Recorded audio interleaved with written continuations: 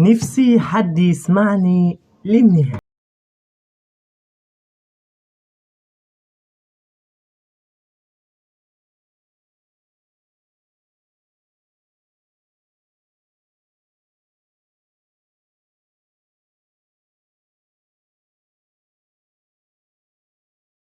نفسي حد يسمعني للنهاية. كل ما انزل فيديو الاقي الاعصاب دي تجاهلوا الفيديو، وانا نفسي حد، عايز اقول حاجة ونفسي حد يسمعني لها للنهاية. ما فيش حد بيسمعني لها للنهاية. طبعا هقول الحمد لله. طبعا يا جماعة للمرة الثالثة على القناة هقول نفس الكلام تاني.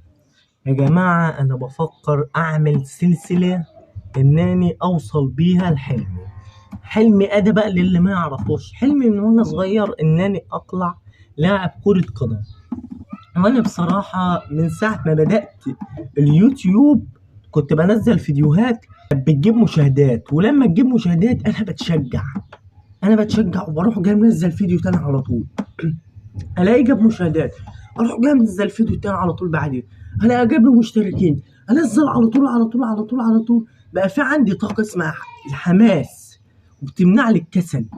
انا نفسي اطلع لاعب كرة قدم، وانا قلت استعمل حاجة بحبها هي اليوتيوب. وانتوا والله وانتوا اهم من اليوتيوب والله العظيم. انت لما تشجعني في فيديو انا هنزله، انت كده بتديني طاقة وهكمل في السلسلة لحد ما اطلع لاعب كورة والله العظيم. وان شاء الله برضه كل شيء بأمر الله، بس انا واثق بنفسي بنسبة 100% والله العظيم. طبعا يا جماعة بقى بداية السلسلة هتكون كده، هندور على شغل، ومن شغل هنطلع منه فلوس. بس قبل ما نبدأ الكلام ده نسيت اقول لكم بحق. انت ممكن تكون مش عارفني اصلا، انت ممكن تكون اول مرة تشوفني، صح؟ ايوه انت قول لي ان انت اول مرة تشوفني، قول لي ما تخافش، مش عارف فيك. للي ما يعرفنيش بقى انا محتوى كوميدي بيعجب ناس كتير. المحتوى ده بيعجب ناس كتير. فانا قلت بقى عشان ما ازعلش الناس دي فقلت طول ما اني شغال وبطلع فلوس كده هفضل اعمل برضه فيديوهات كوميديه ماشي لحد ما ابدا امشي بقى. انا اول بقى هدور على طول على نادي اروح اختبارات. اول ما اروح بقى اختبارات هتبدا السلسله بقى من هنا. واصور لكم كل حاجه للنادي، للتمارين، للاختبارات، لكل حاجه ان شاء الله. بس انت دعمني على الفيديو ده ويا رب الاقي على الفيديو ده دعم وشجعني.